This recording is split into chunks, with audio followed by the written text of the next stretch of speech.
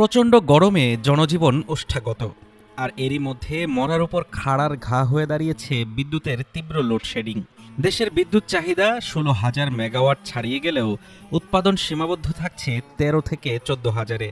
তবে অভিযোগ উঠেছে, এই বিশাল ঘাটতির প্রায় পুরো দায় চাপিয়ে দেওয়া হচ্ছে গ্রামের মানুষের উপর।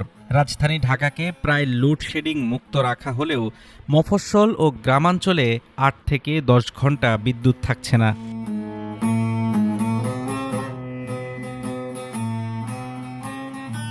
বৈশাখী দাবদাহে পড়ছে দেশ। ১৬,০০০ মেগাওয়াটের উপর চাহিদার বিপরীতে বিদ্যুৎ উৎপাদন হচ্ছে ১৩ থেকে ১৪,০০০ মেগাওয়াট। এর ২ থেকে ৩,০০০ মেগাওয়াট ঘাটতি মেটাতে গিয়ে অন্ধকারের রাজ্যে পরিণত হয়েছে দেশের গ্রামাঞ্চল।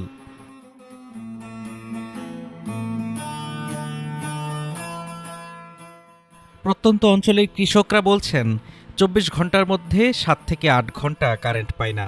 এই পাম্প দিয়ে নদী থেকে জমিতে সেচ দেই, কিন্তু লোডশেডিংয়ের জন্য ধান খেতে পানি দিতে পারছি না। কৃষকদের অনেক কথা শুনতে হচ্ছে।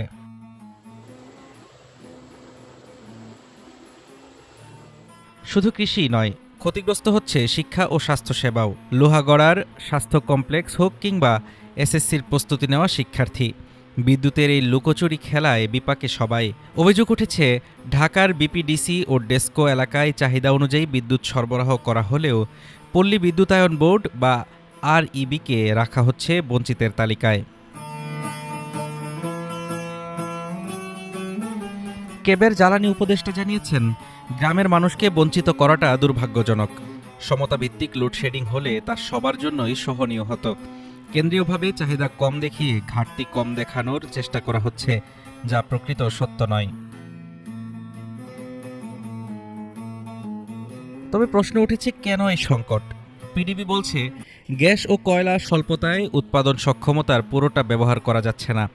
২৯,০০০ মেগাওয়াট সক্ষমতা থাকলেও ডলার সংকটে জ্বালানি আমদানি ব্যাহত হওয়ায় বন্ধ আছে ১৩৬টির মধ্যে অনেকগুলো কেন্দ্র।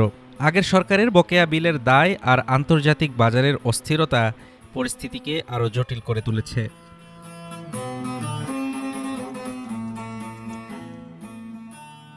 পিডিবির চেয়ারম্যান রেজাউল করিম গণমাধ্যমকে জানান, গ্যাসের সরবরাহ কম ও কয়লার স্বল্পতার জন্য এমনটি হচ্ছে। তবে নির্দেশনা দেওয়া আছে যাতে সব বিতরণ এলাকায় সুষম হারে লোডশেডিং ভাগ করে দেওয়া হয়। আগামী সপ্তাহে পরিস্থিতির কিছুটা উন্নতি হবে বলেও আশা প্রকাশ করেন তিনি।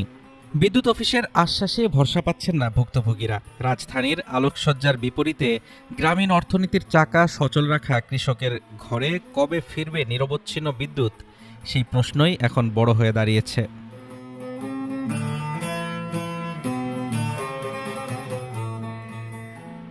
হাফিজুর রহমান তুষার, ঢাকা টুডে।